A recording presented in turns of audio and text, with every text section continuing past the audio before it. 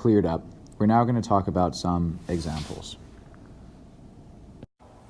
Okay, so we're going to do a super simple example here with the 2D plane. We're going to be on Earth. Here's the water. There's a 2D plane that is going to be 5 meters wide by 5 meters tall. And this isn't a very good drawing, but the distance from the plane to the top of the water is going to be 3 meters. Since it's water that we're using, the rho value is 1,000 kilograms per cubic meter. Acceleration due to gravity is 9.8 meters per second squared. We're assuming there's no atmosphere because that would contribute to the pressure, and we don't want to have to worry about that. And we're also going to assume that the fluid is static so that the density of the fluid is constant. And so to find the hydrostatic pressure, which is F sub P, that is equal to rho Vg, and as we know, rho is 1,000 kilograms per cubic meter, and that's just a constant for any fluid. This is the constant for water. V is the area of the plane times the depth, so that's 5 times 5 times 3, which is 75 cubic meters, times acceleration due to gravity, which is 9.8 meters per second squared. So we can simplify all that. We get a hydrostatic pressure of 735,000. And then, so you have to simplify the units. We're going to have kilograms times meters per second squared.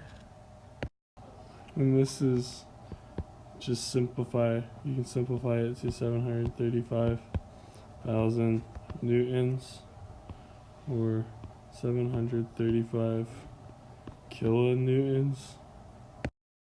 And so that's it. That's how you find the hydrostatic pressure for a two-dimensional plane.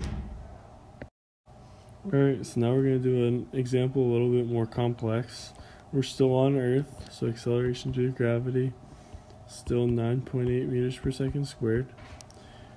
We're still going to be under a static body of water, so the rho value is 1,000 kilograms per cubic meter still. And this time we're going to be using a cube that is fully submerged underwater. So here we'll draw our cube, really poorly drawn as usual. That's what you can always expect from me.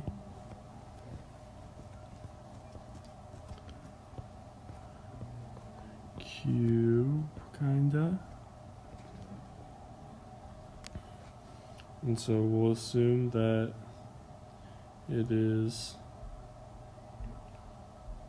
each side is 5 meters.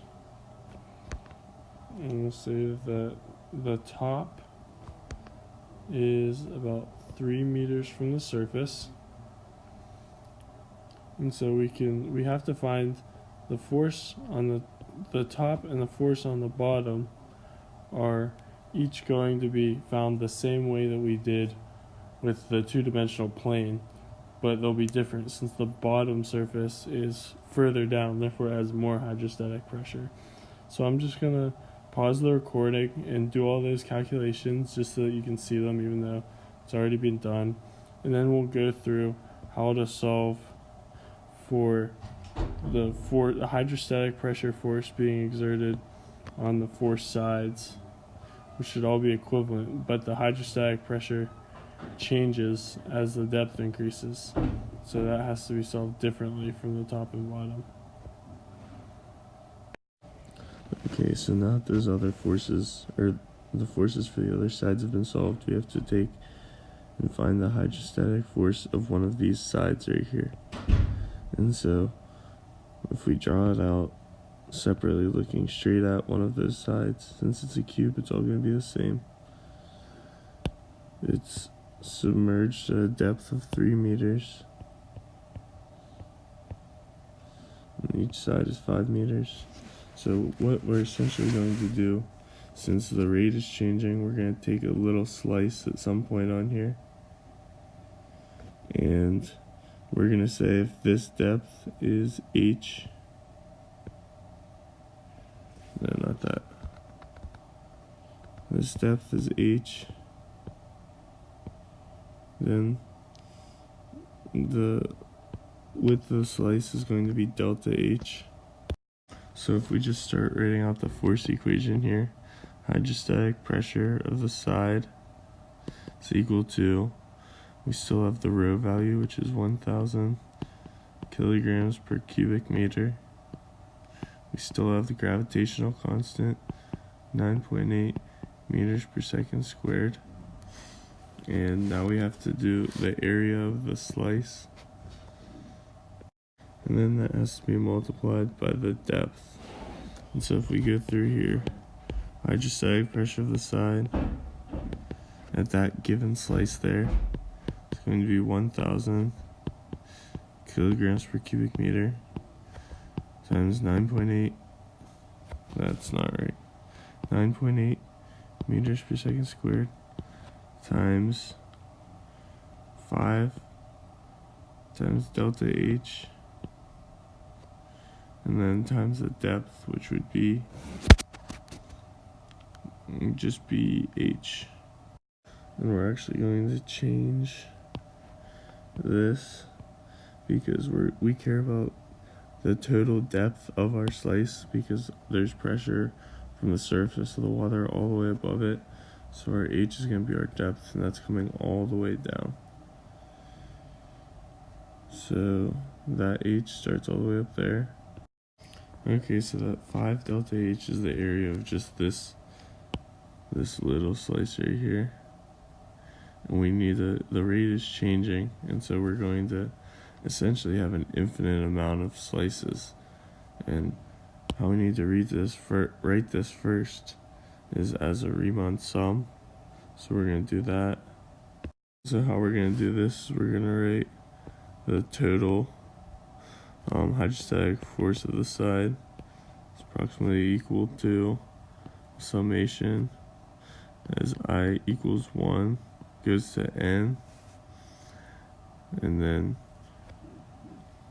we're going to bring the rest of our equation down, so it's going to still be 1,000 kilograms per meter cubed times 9.8 meters per second squared times 5 delta h times h sub I, and h sub I is going to be the depth that is changing as we go along here and as our slices move further and further down. And so now what we can do is we can go and we can actually write an integral for this. So we have the, wrong color. So we have the integral from the upper and lower extremes, and so this is going to be with depth. And so at the very top right here, we only have, that's our lower extreme, that's 3 meters. And then our upper extreme is going to be that 3 meters of initial depth plus the 5 meters of the width of the cube. So it's from 3 to 8, because 5 plus 3. And what we can actually do is we can take all these constants and we can just move them out here outside the integral. So we can just move that 1,000. I'm just keeping the units. I'm just going to rewrite them just so that I don't lose them, because I'm especially bad with that.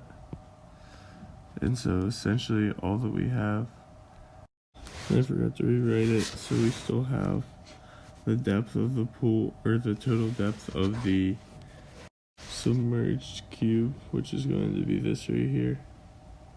That was supposed to be a highlighter, but that didn't work. So this is going to be the depth. Then we have the area of the side to still account for, which is, let's highlight it, I'm terrible at this, 25 square meters. So our depth is going to go here. That's going to be h, th.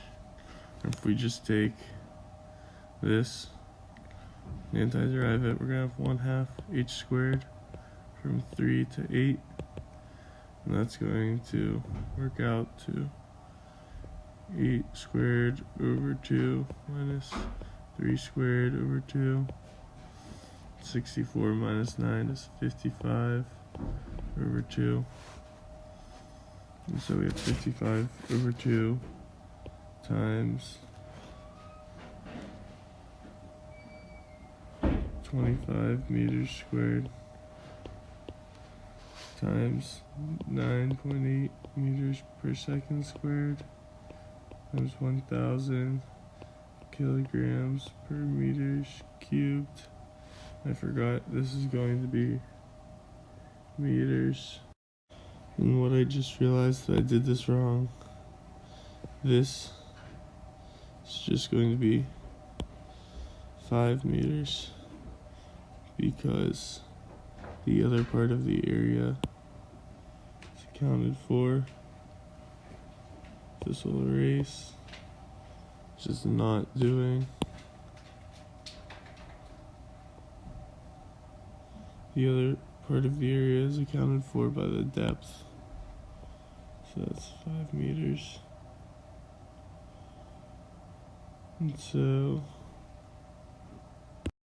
And this is square meters. So if we try to recalculate that, we'll get 1,347,500 newtons, which is equal to 1,347.5 kilonewtons. And so we'll take this number here, multiply that by 4 for each side of the cube, and then we'll add that to this number and this number, then you have the total hydrostatic force for the cube.